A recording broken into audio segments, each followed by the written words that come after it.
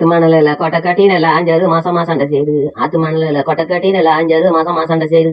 வராராம் தோற வராராம் அவரு வேத்த முகம் பட்டு வராராம். ஆமா. அந்த பாட்டு என்ன பாட்டு, எதற்காக அந்த பாடின பாட்டு அது?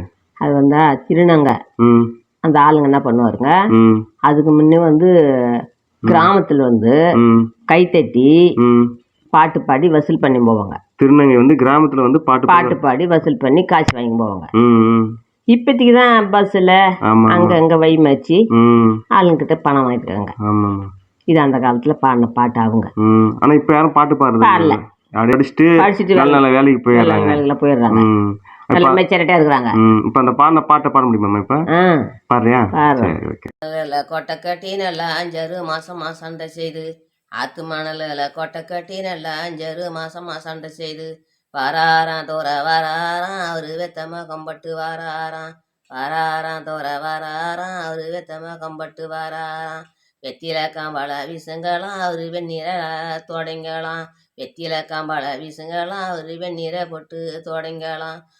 பால் வருகுதா பாருங்களாம் பால் மப்பு வருகுதா பாருங்களாம். பால் வருகுதா பாருங்களாம் பால் மப்பு வருகுதா பாருங்களாம். பாம்புக்கு பாம்பு பால் வத்தாலும் பக நினைக்குது பாருங்களாம். பாம்புக்கு பாம்பு பால் வத்தாலும் பக நினைக்குது பாருங்களாம். ஆத்து மணலில் கொட்டை கட்டி நல்லா 5 மாசமா சண்டை செய்து. ஆத்து மணலில் கொட்டை கட்டி நல்லா 5 மாசமா சண்டை செய்து. வராராம் தூர வராராம் அவரு வெத்தமாக கம்பட்டு வராராம். வராராம் தோற வராராம் அவரு வெத்தமாக கம்பட்டு வராராம். வெத்தில காம்பாள வீசுங்களாம் அவரு வெந்நீரை போட்டு தொடங்கலாம். வெத்தில காம்பாள வீசுங்களாம் அவரு வெந்நீரை போட்டு தொடங்கலாம். இப்போ பாடினல பாட்டு. ஆமாம். அந்த பாட்டுக்கு என்ன அர்த்தம் தெரியுமா? என்ன அர்த்தம்னா, அவங்க வீட்டுக்காரர் வெளிநாடு போயிடுறாரு.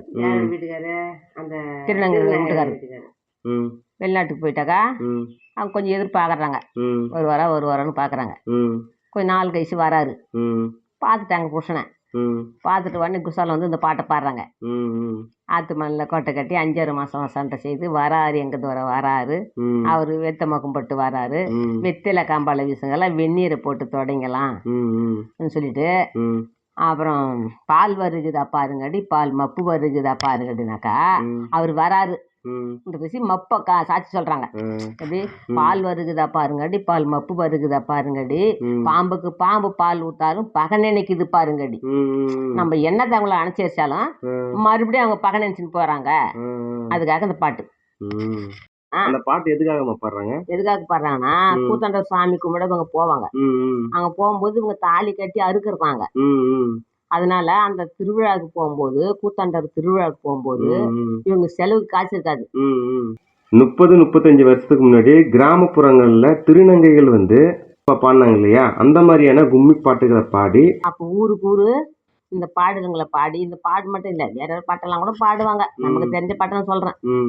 பாடி காசு கொஞ்சம் அவங்க வசூல் கொடுத்தாங்க, கொஞ்சம் கொடுப்பாங்க. அந்த காசு வசூல் பண்றதுக்காக சாமிக்காக தான் இந்த பாடல்கள் பாடி காசு வசூல் பண்ணி அவங்க போவாங்க கூத்தாண்டவர் கோயிலுக்கு. அதுக்காக இந்த பாடல் நல்லா இருந்தது. நன்றி. சாரிம்மா, நன்றி.